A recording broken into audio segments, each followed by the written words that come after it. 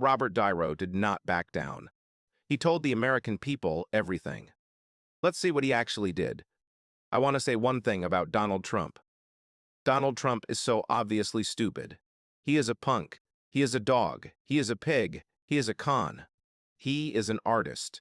He is a man who does not know what he is talking about. He does not do his homework. He does not care. He thinks he is tricking society. He does not pay his taxes. He is an idiot. Colin Powell said it best. Donald Trump is a disaster.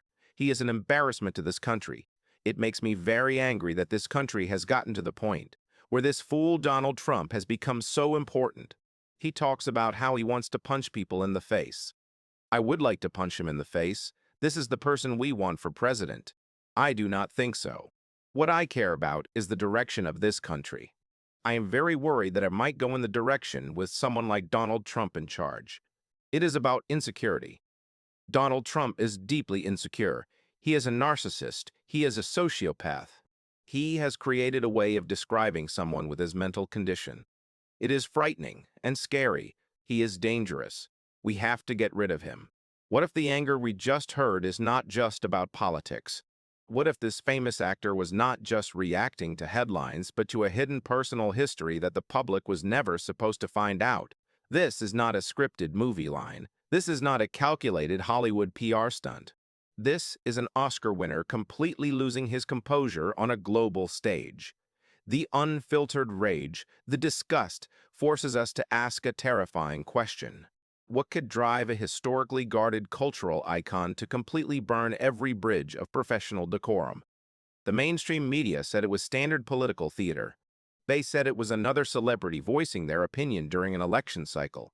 They missed the real story. They missed the underlying fuse that had been burning slowly for nearly 3 decades.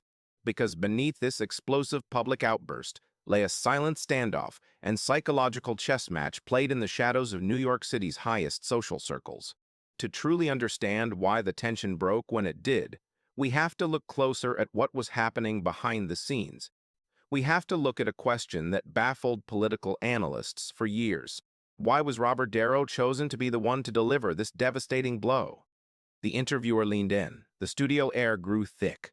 They decided to push the boundary further, moving past the insults and stepping directly into the realm of America's deepest collective anxieties. Do you really worry that if Donald Trump were to win, he would not give up power after he won? The room went completely cold. The prediction was not just dramatic. It struck at the foundation of modern democracy. Niro was not done. He was about to take the comparison to a place that no political commentator would ever dare to go. He was about to use his life experience, his cinematic legacy, to dismantle the entire illusion of the Donald Trump brand. You have compared the Trump family to a gangster family. What do you mean? They are. He thinks he is a gangster. He does everything like a gangster. I do not think gangsters in that world would think much of him. There is honor among thieves. There is honor in anything. If you do not keep your word and do the thing with people, no matter what profession you are in, you are going to get ostracized. Niro, the cinematic authority on the American mafia, did not just call Donald Trump a criminal. He called him an outcast among criminals. He stripped away the guy persona, the carefully cultivated image of a ruthless, untouchable boss, and exposed something far more pathetic, a desperate man playing a character he does not understand. This realization opens up a massive psychological paradox.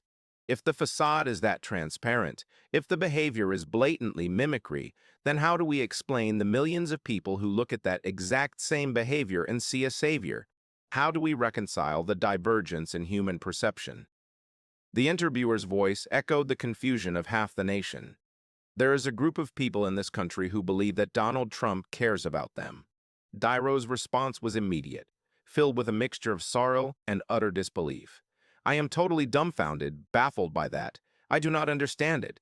It is a thing that we have seen over and over, decades and decades. It is a thing that he does. People could buy it. Shame on those Republicans who do not have the nerve, the courage to go after him. What do they tell their kids?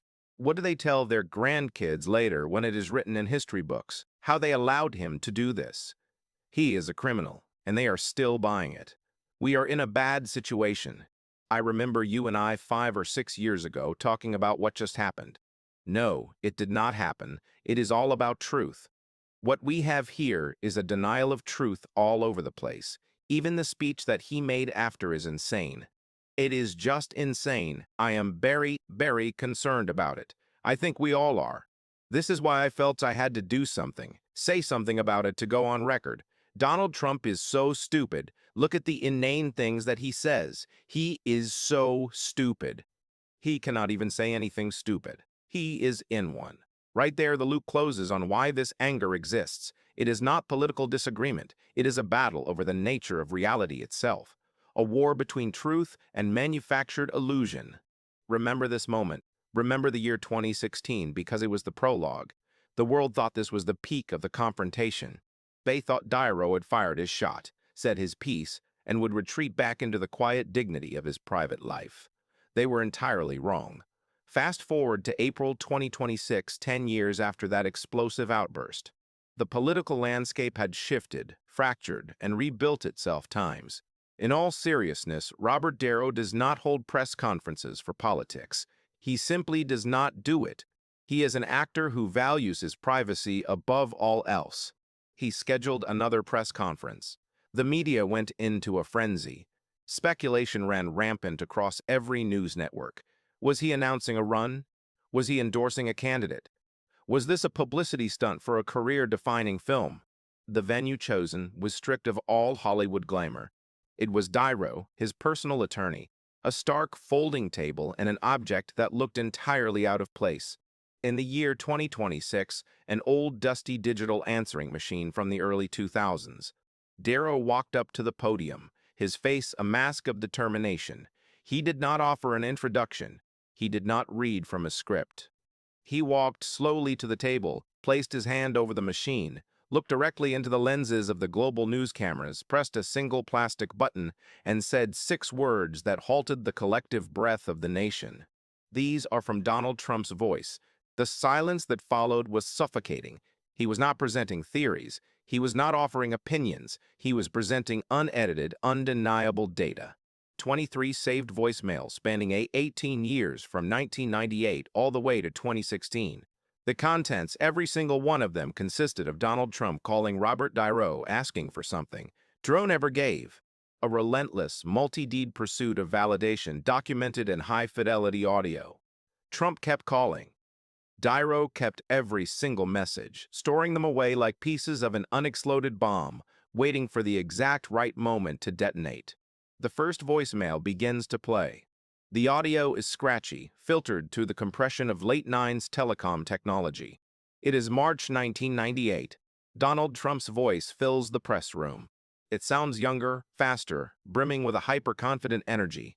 Bob, it is Donald Trump. Listen, we should get together. Dinner may be a deal, whatever works. You are the actor. Everyone knows it. Call me back. Seriously, call me. The tape hiss hums in the background. Niro stands perfectly still next to the table. He does not react. He does not nod. He does not offer a smile to the reporters frantically typing on their laptops. He just lets the audio occupy the space. The raw irony hangs heavily in the air. The man who would later call Niro IQ on Twitter was caught on tape decades earlier praising him as the absolute best. Why did Niro not return the call? Why ignore a New York billionaire offering dinner and business deals? Without saying a word, Niro reaches down and presses the button for the next message. July 2000. 2 years have passed. The world has entered a millennium, but the pattern remains completely unchanged. Donald Trump's voice cuts through the speaker again. Bob, it is Donald again. I left a message a while back. Do not know if you got it. We really should connect. I am doing things. You are doing things. Makes sense, right? Call me when you can. The underlying current becomes visible. It is no longer a casual business outreach. It is an assertion of status. I am doing things. You are doing things. We belong together. Donald Trump was building his empire of attention. He desperately wanted New York's ultimate cultural king to validate his standing, yet Niro still does not speak. The journalists in the room are leaning forward, completely transfixed by the unfolding sequence. Niro's finger hovers over the player, then drops. He presses the button again. December 2003. 3 more years have dissolved into history. The tone of the voice on the recording shifts palpably. The youthful confidence is still there. It is accompanied by something new, a subtle, sharp edge of irritation. Bob, I do not get it. I have called you at times. Why no call back? We are both New York guys. We should be friends anyway. Call me. I mean it. Why no call back? The words reveal a vulnerability that the public brand of Donald Trump never allowed the world to see. To a man obsessed with winning, obsessed with dominance, an unreturned phone call is not an oversight. It is an insult. It is a rejection from an elite circle he desperately wanted to command. The pattern is now undeniably forming before the eyes of the press. Donald Trump calls. Niro does not answer. Donald Trump calls again. Years pass, decades turn, and the digital answering machine continues to collect the evidence of her pursuit. The room remains absolutely silent except for Donald Trump's voice coming out of a machine preserved exactly as he left it, asking for validation from a man who systematically refused to give it. If you grew up in an era when ignoring someone meant they would eventually get the hint and stop calling, this timeline reads differently. Normal social protocol dictates that after 2 or 3 messages, you move on. You protect your pride. Donald Trump did not stop. He defied social mechanics. He called through the 2000s as his reality show blossomed. He called during the peak of The Apprentice when he was the most talked about man on television. Niro steps forward, his eyes locking onto the crowd, and presses play on message number 14. April 2011, 3 days after that historic Washington dinner. The voice booming from the speaker is noticeably tight, running at a faster, more anxious tempo. Bob, you would not believe what happened at this dinner in Washington. Obama, the media, they went after me. Total disgrace. You know what that is like? Being attacked. We should talk. Call me. The psychological depth of this message sends a shiver through the room. Donald Trump was not just looking for a business partner anymore. He was looking for an ally. He was reaching out to Niro, a man for playing isolated and battered figures seeking a shared sense of grievance. You know what that is like. He was looking for shelter from the ridicule of the establishment. As the message cuts off, Niro's attorney steps up, leaning directly into the microphone to deliver a factual clarification that changes the entire weight of the timeline. Mr. Niro never returned any of these calls, not one. The revelation hits like a blow. 18 years of unyielding silence, a total blackout. To Donald Trump, New York City was a kingdom he owned. Inside that kingdom lived the man who treated his very existence as background noise. The attorney steps back. Niro's hand moves steadily to the console.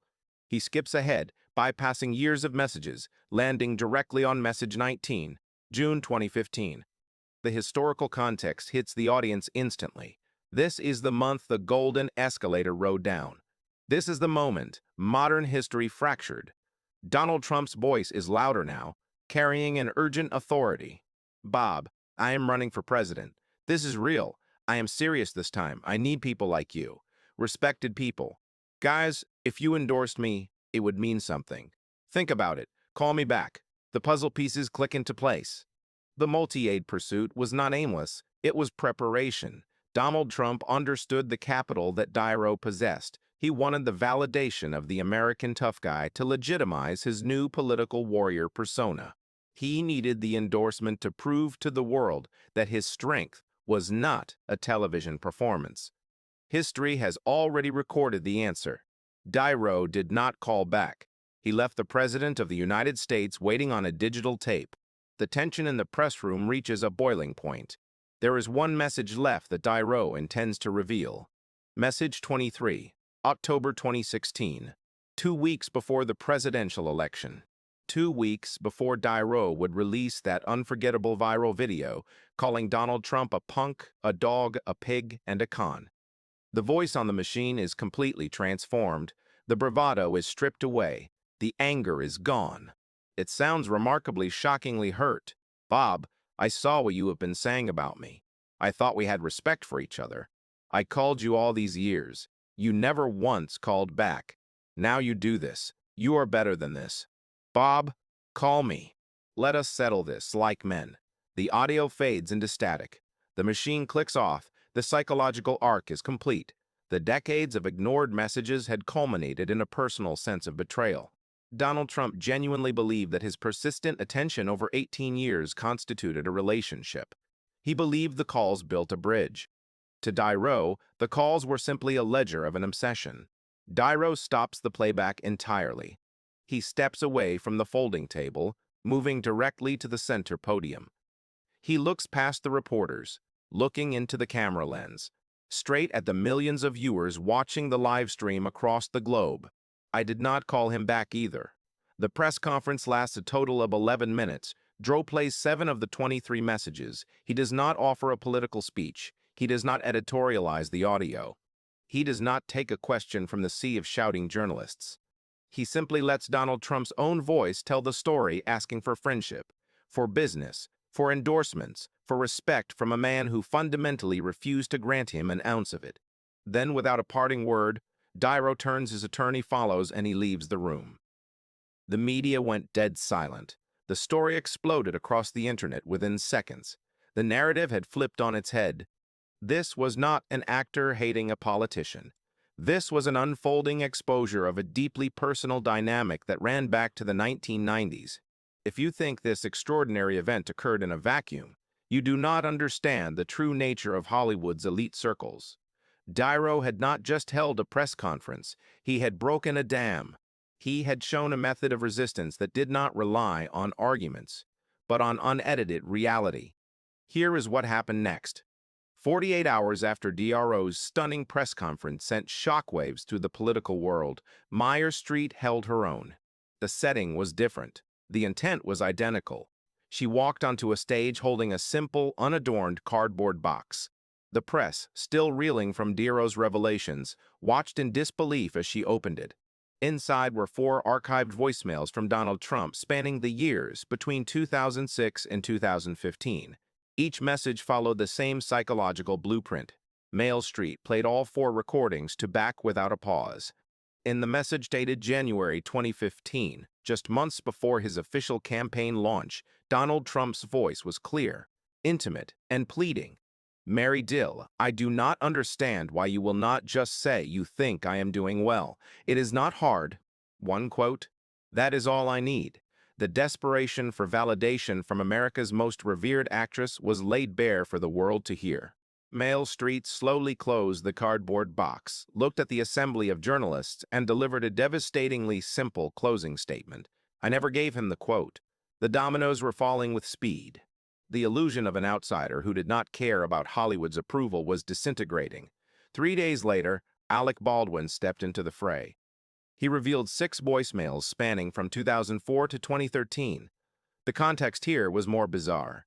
In one specific message from the late 2000s, Donald Trump's voice could be heard asking Baldwin to stop impersonating him on Saturday Night Live as a personal favor between 2 old-school New Yorkers, suggesting it was hurting his brand. Alec Baldwin's response at his press conference was short, sharp, and delivered with a wry smile. "I did not stop." The most telling detail of all, even after Baldwin refused, even after Mail Street ignored him, even after Niro met his advances with nearly 20 years of total silence, Donald Trump kept calling. Anyway, the hunger for validation from the people he publicly vilified was an endless loop. What we are witnessing is not a series of political disagreements. It is a revelation about the mechanics of power, image, and the human ego in the modern age. It shows us that beneath the theater of global politics lies a deeply fragile struggle for acceptance. A reality where the loudest voices are often hiding the quietest, persistent need to be seen. In the end, the trophies may be fabricated, the records may be, the public words may be fierce. The question that remains, the one that lingers long after the screens go dark, the press room's empty, and the applause dies down, is a chilling realization about our modern society. When the line between reality and a multi-D performance is completely erased, who is actually pulling the strings?